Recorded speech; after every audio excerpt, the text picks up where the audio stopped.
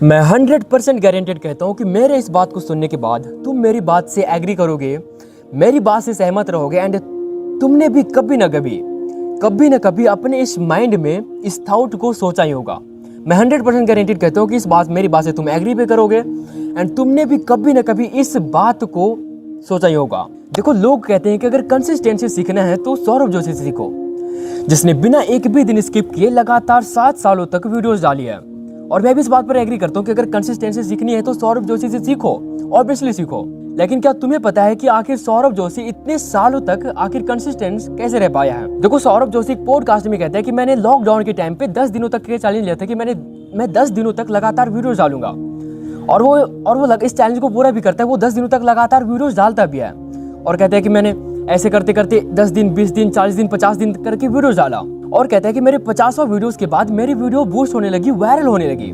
हर एक वीडियोस पर 20 से 25 हजार व्यूज आने लगे। अब मुझे एक बात बताओ कि लॉन्ग फॉर्म वाले कंटेंट पे वो भी डेली 20 से 30 हजार व्यूज आ रहे हैं, तो किसके अंदर मोटिवेशन नहीं जागेगी और काम करने की? किसके अंदर आग नहीं लगेगी और काम करने की? एंड सौरभ जोशी के साथ भी यही हुआ। उसके हर एक वीडियोस पर 20 से 30 हजार व्यूज आने लगे, अच्छे खासे पैसे बनने लगे, जिसकी वजह से उसका मोटिवेशन यहाँ से यहाँ चला गया। एंड फिर टाइम बढ़ते ही लोगों को उनकी वीडियोस पसंद आने लगी, उनकी वीडियोस पर लाखों मिलियंस में व्यूज आने लगे, जिसकी वजह से पैसे और ज्यादा बनने लगे। इसीलिए सौरभ जोशी आज इतने सालों तक कंसिस्टेंट रह पाया है। देखो, पता नहीं, बट मुझे ऐसा लगता है कि अगर सौरभ जोशी के बस 1 सालों तक 400 से 500 ही व्यूज आते, हर एक वीडियोस पर 400 से 500 ही व्यूज आते, एक मैक्सिमम 1-2 हजार व्यूज आते, बस 1-2 हजार ही तक, तो मुझे नहीं लगता कि सौरभ जोशी भी इतने सालों तक कंसिस्टेंट रह पाता। अगर सचमुच में ऐसा होता तो मुझे ऐसा नहीं लगता कि सौरभ जोशी भी इतने सालों तक कंसिस्टेंट रह पाता। देखो, मुझे ऐसा लगता है कि उसका कंसिस्टेंसी का राज व्यूज है। उसके 1-2 मंथ में अच्छे खासे व्यूज आने लगे, पैसे बनने लगे, फिर टाइम बढ़ते ही लाखों मिलियंस में व्यूज आने लगे, पैसे और ज्यादा बनने लगे,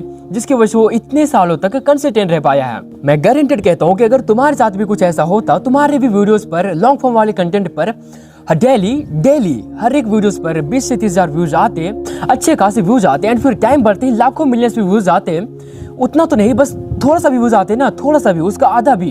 हर एक वीडियोस पर मैक्सिमम 5 लाख व्यूज आते ना, उसके 50-60 मिलियन व्यूज आते ना, तुम्हारे 5 लाख व्यूज आते ना, तो तुम भी आज कंसिस्टेंट होते। तुम एक बार सोच के देखो कि अगर तुम्हारे साथ सचमुच में ऐसा होता, तुम्हारे हर एक वीडियोस पर अच्छे खासे व्यूज आते, पैसे बनते, तो क्या दिक्कत है एक नई वीडियोस डालने में, हर रोज एक नई वीडियोस डालने में? लिटरली बता रहा हूँ, अगर सचमुच में तुम्हारे साथ ऐसा होता तो तुम्हारे अंदर एक ऐसा मोटिवेशन पैदा होता ना, एक ऐसा आग लगती ना कि तुम्हें बिना काम करे, बिना चैन मिलता ही नहीं, तुम्हें वीडियोस डाले बिना चैन मिलता ही नहीं, तुम्हें नींद नहीं आती। अगर तुम्हारे साथ ऐसा होता तो तुम बस सोच कर देखो, अगर तुम्हारे साथ भी सचमुच में ऐसा होता तो तुम्हें क्या स्किप करने का मन करता? एक भी दिन स्किप करने का मन करता? नहीं। लिटरली बता रहा हूँ, अगर तुम्हारे साथ सचमुच में ऐसा होता ना, तो तुम भी बस ये सोचते कि अरे कल कैसी वीडियोस बनाया ना, कैसी वीडियोस चलेगी, कैसी वीडियोस, बस वीडियोस के बारे में सोचते। तुम भी बस वीडियोस के बारे में सोचते जैसा सौरभ जोशी सोचता है। एंड फिर नो डाउट कि तुम हर रोज एक नई वीडियोस डाल पाते, एक अच्छी वीडियोस डाल पाते। मैं 100% गारंटेड कहता हूँ कि अगर तुम्हारे साथ भी ऐसा कुछ हुआ होता, या फिर मेरे साथ भी हुआ होता, तो तुम भी आज कंसिस्टेंट होते, मैं भी आज कंसिस्टेंट होता। बट फिर भी